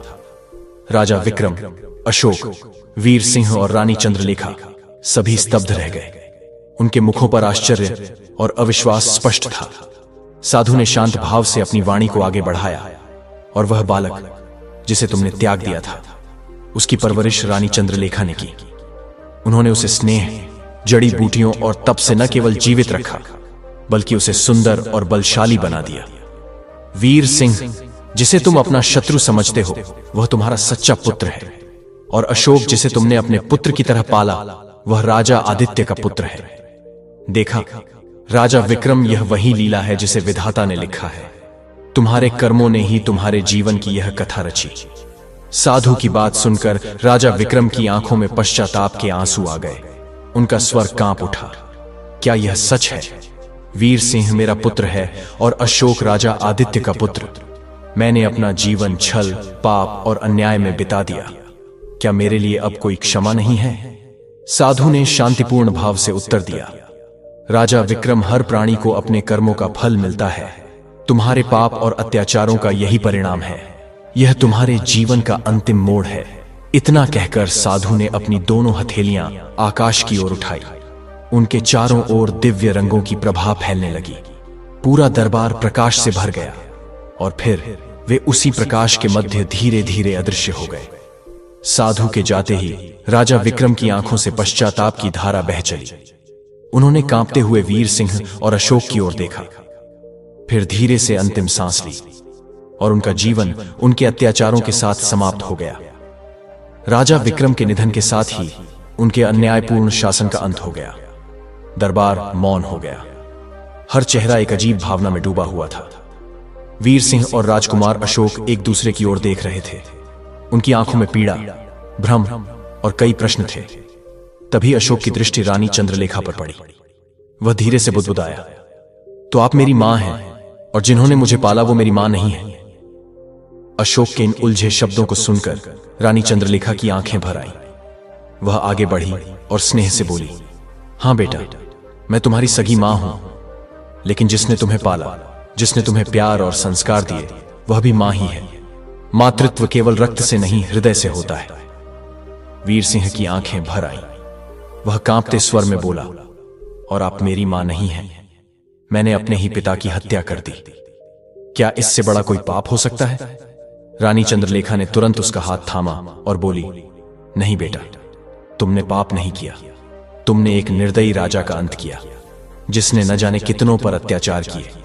वह राजा जो केवल सिंहासन का भूखा था। तुमने धर्म का साथ दिया। फिर उन्होंने दोनों पुत्रों की ओर देखकर दृढ़ स्वर में कहा, तुम दोनों मेरे बेटे हो। नियति ने हमें अलग किया था, लेकिन आज ईश्वर ने हमें फिर से एक किया है। अब अतीत को भुला दो। तुम्हारा धर्म अब इस राज्य की सेवा करना है। अशोक और वीर सिंह ने एक दूसरे की आंखों में देखा। उनमें अपनापन और समझ की आभा झलकने लगी। अशोक ने मुस्कुराकर कहा, भाई, मैं अन्याय के विरुद्ध खड़ा था, तुम्हारे नहीं। आज मुझे गर्व है कि तुम मेरे सच्चे भाई हो। वीर सिंह ने अशोक को हंसते हुए गले लगा लिया। दोनों भाइयों के मिलन से पूरा दरबार हर्षोल्लास से गूंज उठा। सैनिक और प्रजाजन जय घोष करने लगे। राज्य को निर्दयी शासक से मुक्ति मिल चुकी है। अशोक और वीर सिंह ने मिलकर राज्य की बागडोर संभाली। उन्होंने न्याय और करुणा से राज्य करना प्रारंभ किया। रानी चंद्रलेखा दोनों भाइयों के बीच मां के प्रेम और त्याग की प्रतिमा बन गई। राज्य में उत्सव का वातावरण था। लोग सड़कों पर उमड़ पड़े। चारों ओर हर्ष और आनंद की लहर दौड़ पड़ी। वर्षों से जो भूमि पीड़ा में डूबी थी, अब धर्म और न्याय के मार्ग पर अग्रसर हो गई। जब तक प्रेम और सत्य जीवित है, अधर्म और अन्याय का कोई स्थान नहीं। यह संदेश राजा अशोक और राजा वीर सिंह के युग से इतिहास में अमिट बनकर अंकित हो गया।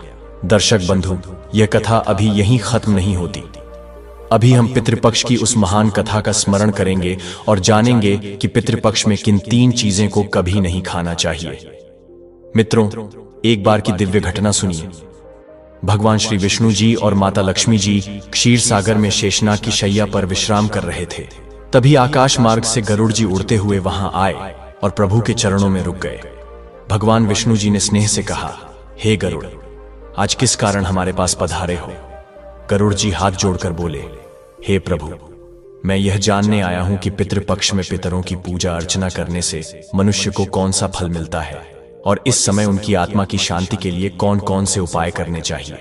भगवान विष्णु जी प्रसन्न होकर बोले, हे गरुड़ देव, तुम्हारा यह प्रश्न संपूर्ण मानव जाति के लिए कल्याणकारी है। जो भी मनुष्य पितरों को प्रसन्न करता है, उन्हें श्रद्धा से तृप्त करता है, उसके सारे दुख समाप्त हो जाते हैं। जो पितृपक्ष के समय पूजा, तर्पण और श्रद्धा करता है, उसके पितर अत्यंत प्रसन्न होकर आशीर्वाद देते हैं। लेकिन हे गरुड़ देव, तुम्हारे प्रश्न का उत्तर देने से पहले मैं तुम्हें एक पवित्र कथा सुनाना चाहता हूं, पर शर्त यह है कि इसे आरंभ से अंत तक ध्यानपूर्वक सुनना होगा। गरुड़ जी ने प्रणाम करके कहा, हे प्रभु, मैं वचन देता हूं कि इस कथा को आरंभ से अंत तक श्रद्धा और निष्ठा से सुनूंगा और समस्त लोकों में इसका महत्व अवश्य बताऊंगा। फिर भगवान विष्णु जी गरुड़ जी को पितृपक्ष की कथा सुनाने लगे। मित्रों, आप भी इस कथा को पूरी श्रद्धा से सुने, क्योंकि इसका श्रवण करते ही मनुष्य के सारे पाप और दोष नष्ट हो जाते हैं। पितृदोष से मुक्ति मिलती है, सभी आरण समाप्त हो जाते हैं, धन धान्य और सुख समृद्धि की प्राप्ति होती है, संतानहीन को संतान का सुख मिलता है और घर परिवार में शांति व मंगलमय वातावरण स्थापित होता है।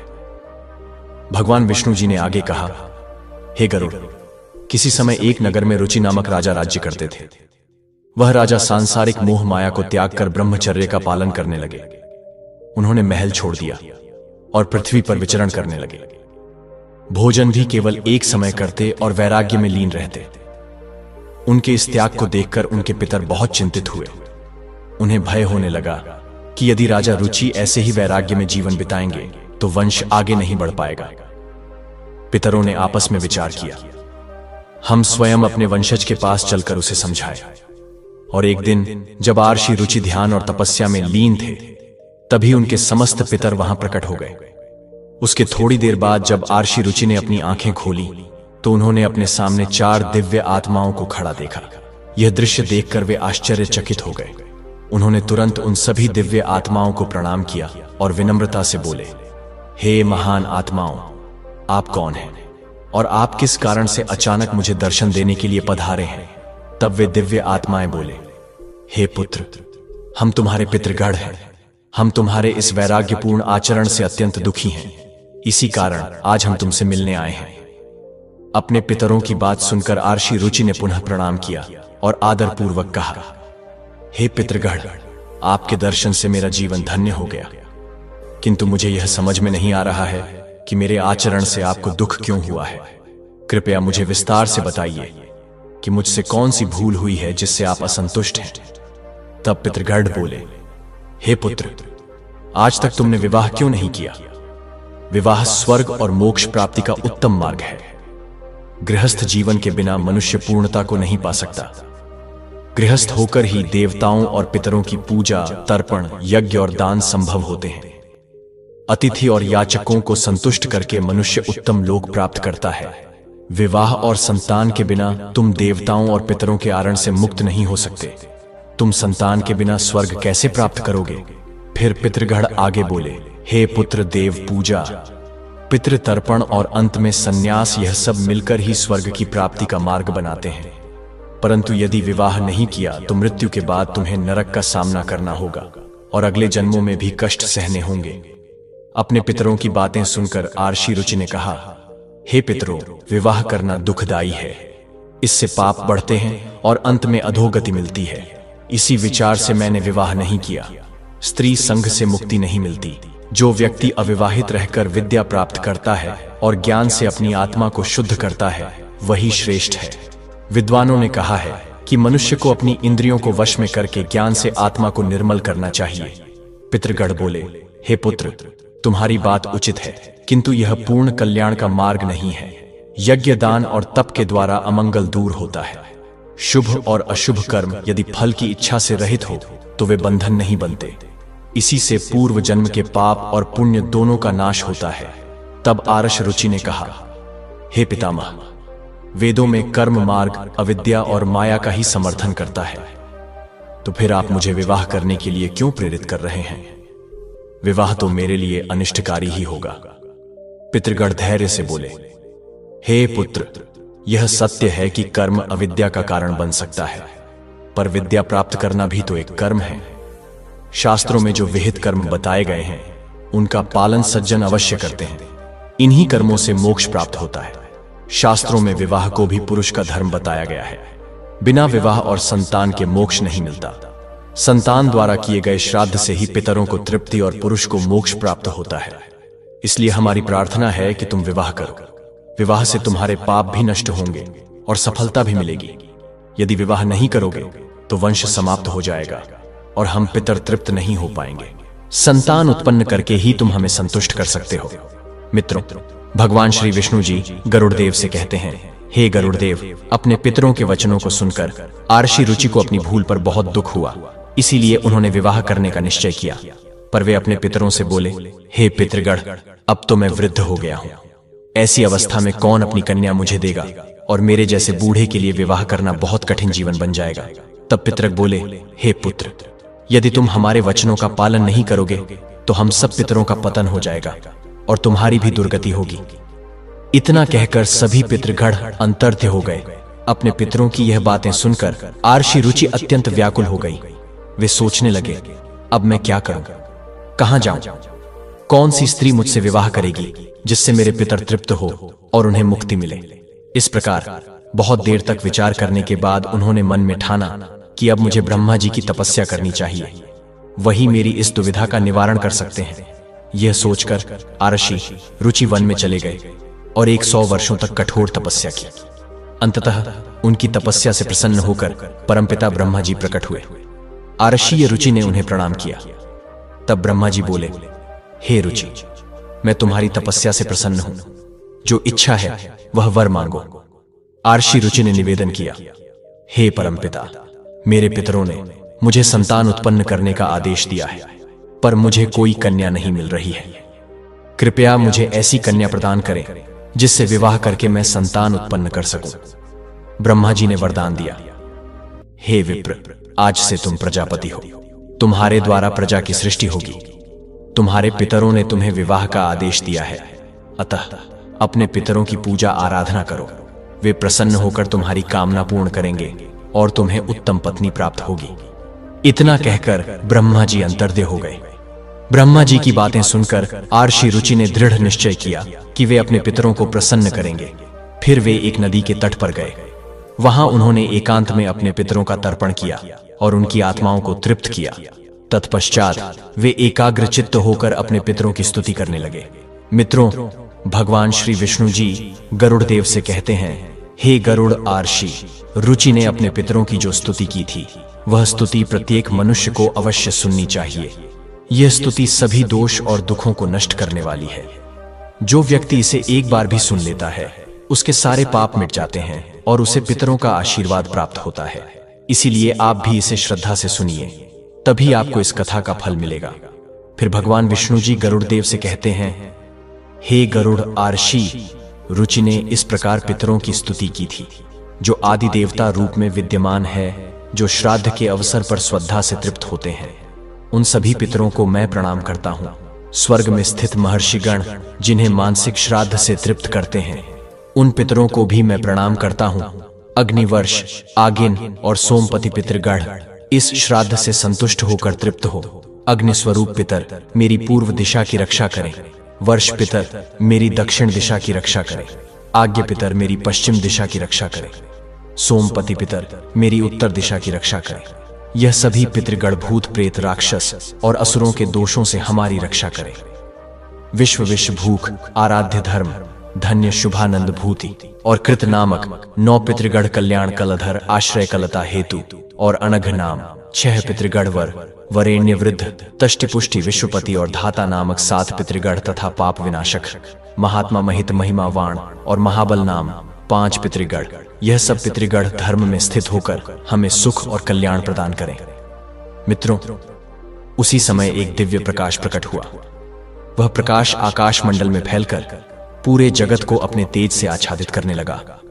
उस अद्भुत प्रकाश को देखकर आरषी रुचि अपने घुटनों पर बैठ गए और पुनः भक्ति भाव से अपने पितरों की स्तुति करने लगे। आरषी रुचि की स्तुति सुनकर उनके पितृगण अत्यंत प्रसन्न हो गए और उनके सामने प्रकट हो गए। तब आरषी रुचि ने पुष्प, गंध और पवित्र पदार्थों से उनका पूजन किया। पितरों ने उन अर्पणों को स्वीकार कर लिया और आरषी रुचि की भक्ति से आनंदित होकर सामने विराजमान हो गए। रुचि ने दोनों हाथ जोड़कर प्रणाम किया और निवेदन किया। तब पितृगण बोले, हे पुत्र, तुम्हारी स्तुति से हम अत्यंत प्रसन्न हुए हैं। अब तुम निःसंकोच होकर अपनी इच्छा कहो, तुम्हारी कामना अवश्य पूर्ण होगी। आरषी रुचि नतमस्तक होकर बोले, हे पितृगण, ब्रह्मा जी ने मुझे प्रजापति का दायित्व दिया है। सृष्टि की रक्षा के लिए मुझे एक ऐसी पत्नी चाहिए जो गुणवान हो, चरित्रवान हो और संतान उत्पन्न करने योग्य हो। तब पितृगण बोले, हे पुत्र, इसी स्थान पर तुम्हें उत्तम पत्नी प्राप्त होगी। वह मनोरमा होगी और उसी से तुम्हें एक अत्यंत बुद्धिमान और बलवान पुत्र की प्राप्ति होगी। वह पुत्र तीनों लोकों में रोज नाम से प्रसिद्ध होगा।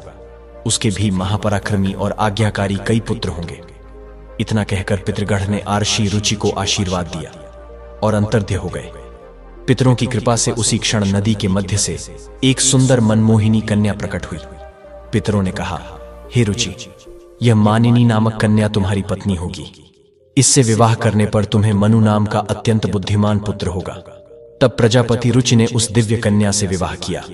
इस प्रकार उन्होंने पितरों को प्रसन्न करके पत्नी प्राप्त की और अपने वंश को आगे बढ़ाया। मित्रों, भगवान श्री विष्णु जी गरुड़ देव से कहते हैं, हे गरुड़, अब मैं तुम्हें पितरों को प्रसन्न करने के उपाय विस्तार से बताता हूं, क्योंकि ये उपाय पितृदोष को समाप्त करने और पितरों की कृपा पाने के लिए बहुत आवश्यक है। पितरों को प्रसन्न करने के उपाय। पहला उपाय तर्पण। विधि तर्पण का अर्थ है जल अर्पण करना।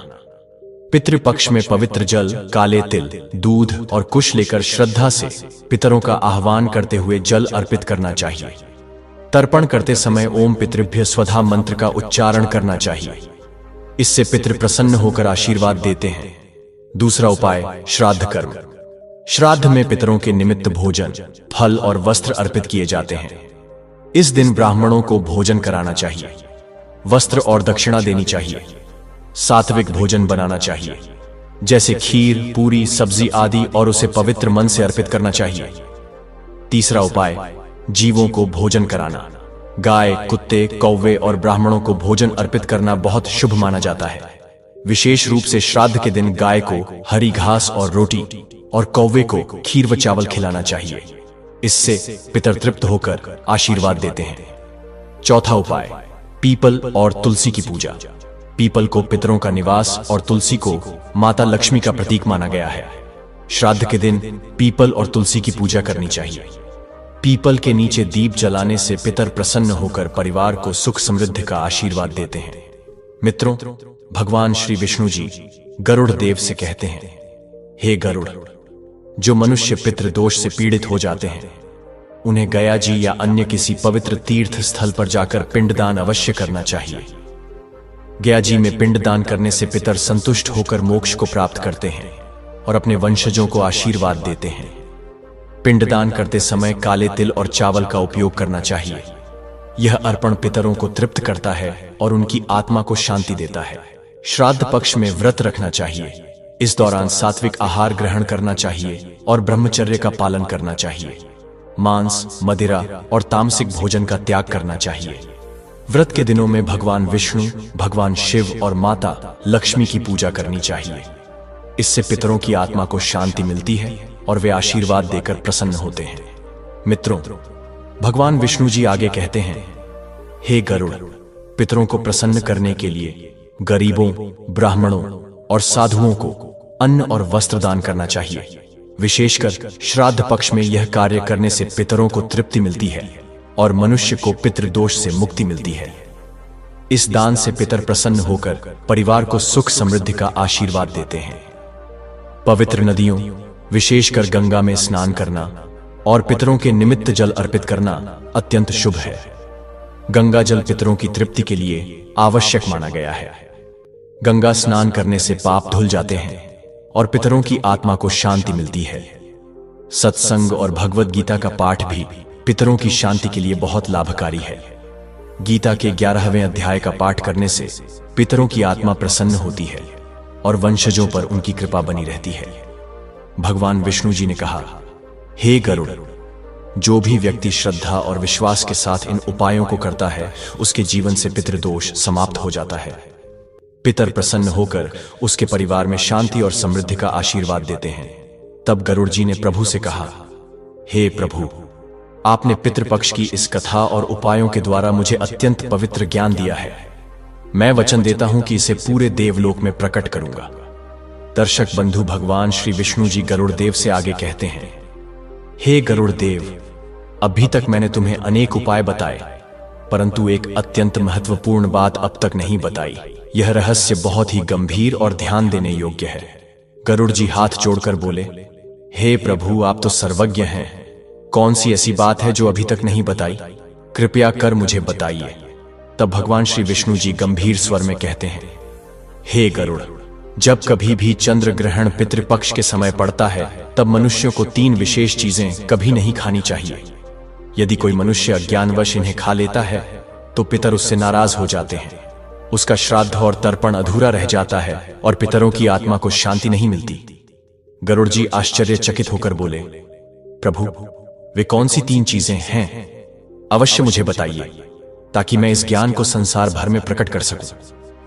भगवान विष्णु जी आगे कहते हैं, पहली चीज मांसाहार, हे गरुड़, चंद्र ग्रहण के दिन और पितृपक्ष में किसी भी मनुष्य को मांसाहार का सेवन कभी नहीं करना चाहिए। मांस का एक अंश भी पितरों की आत्मा को दुख देता है, क्योंकि यह हिंसा से प्राप्त होता है और हिंसा का अंश पितरों के श्राद्ध को अशुद्ध कर देता है। यदि कोई मनुष्य इस दिन मांस खाता है तो उसके पितर उससे दूर हो जाते हैं और वह स्वयं भी अनेक रोगों और क्लेशों में फंस जाता है। मांस त्यागना ही पितरों को प्रसन्न करने का प्रथम नियम है। दूसरी चीज, मदिरा। हे गरुड़, दूसरी वस्तु है मदिरा। चंद्र ग्रहण और पितृपक्ष में मदिरा का सेवन करना सबसे बड़ा अपमान है। मदिरा से मनुष्य का विवेक नष्ट होता है और मनुष्य पाप मार्ग की ओर बढ़ता है। पितर ऐसे वंशज से प्रसन्न नहीं हो सकते जो नशे का सेवन करे। यदि कोई व्यक्ति पितृपक्ष में मदिरा पीता है तो पितर उससे रुष्ट होकर श्राप तक दे सकते हैं। उसके घर की लक्ष्मी नष्ट हो जाती है और उसका कुल अधोगति को प्राप्त होता है। तीसरी चीज, तामसिक भोजन। हे गरुड़, तीसरी वस्तु है तामसिक भोजन। इसमें लहसुन, प्याज, बैंगन और इसी प्रकार की वस्तुएं आती हैं। यह भोजन मनुष्य के भीतर पवित्रता को नष्ट करता है। चंद्र ग्रहण पर और पितृपक्ष में यदि कोई मनुष्य तामसिक भोजन करता है तो उसकी आत्मा मलिन हो जाती है। पितरों का तर्पण अशुद्ध हो जाता है और उनकी कृपा नहीं मिलती। तामसिक आहार के कारण मनुष्य के घर में अशांति और कलह उत्पन्न होती है। फिर भगवान श्री विष्णु जी गरुड़ देव से कहते हैं, हे गरुड़, इन तीन वस्तुओं का त्याग करके यदि कोई मनुष्य सात्विक भोजन करे, पवित्रता का पालन करें और श्रद्धा से तर्पण व श्राद्ध करें तो पितर अत्यंत प्रसन्न होते हैं। वे वंशजों को सुख समृद्धि, उत्तम स्वास्थ्य और दीर्घायु का आशीर्वाद देते हैं। लेकिन यदि इन तीन चीजों का सेवन किया जाए तो पितर रुष्ट होकर पीढ़ी दर पीढ़ी दुख का कारण बन जाते हैं। गरुड़ जी ने यह सुनकर गदगद होकर कहा, हे प्रभु, यह रहस्य तो अत्यंत गंभीर है। मैं वचन देता हूं कि इसे पूरे संसार में, देवलोक में, मानव लोक में और यमलोक तक प्रकट करूंगा, ताकि कोई भी मनुष्य पितरों को नाराज करने का पाप ना करे। तब भगवान विष्णु जी मुस्कुराते हुए बोले, हे गरुड़, यही धर्म का मार्ग है। पितरों की प्रसन्नता ही वंश का कल्याण है। जो मनुष्य इन नियमों का पालन करता है उसका वंश कभी नष्ट नहीं होता। उसके कुल में सुख, शांति और धन धान्य सदा बना रहता है। मित्रों, इसलिए याद रखिए, पितृपक्ष और चंद्र ग्रहण के दिन मांसाहार ना करें, मदिरा का सेवन ना करें, तामसिक भोजन जैसे लहसुन, प्याज आदि का त्याग करें। इन तीन बातों को जो मनुष्य ध्यान में रखता है उसके पितर प्रसन्न होकर उसे अखंड आशीर्वाद देते हैं। मित्रों, यही है पितृपक्ष की यह गूढ़ और पवित्र कथा। आशा है कि इस कथा से आपको गहरा ज्ञान और प्रेरणा मिली होगी। अगर आपको यह कथा अच्छी लगी हो तो इस वीडियो को लाइक करें, कमेंट में लिखें जय पितृदेव, और ऐसी ही भक्तिपूर्ण और ज्ञानवर्धक कथाएं सुनने के लिए हमारे चैनल को अभी सब्सक्राइब करें। नोटिफिकेशन बेल दबाना ना भूलें ताकि अगली पावन कथा का आशीर्वाद सबसे पहले आपको प्राप्त हो।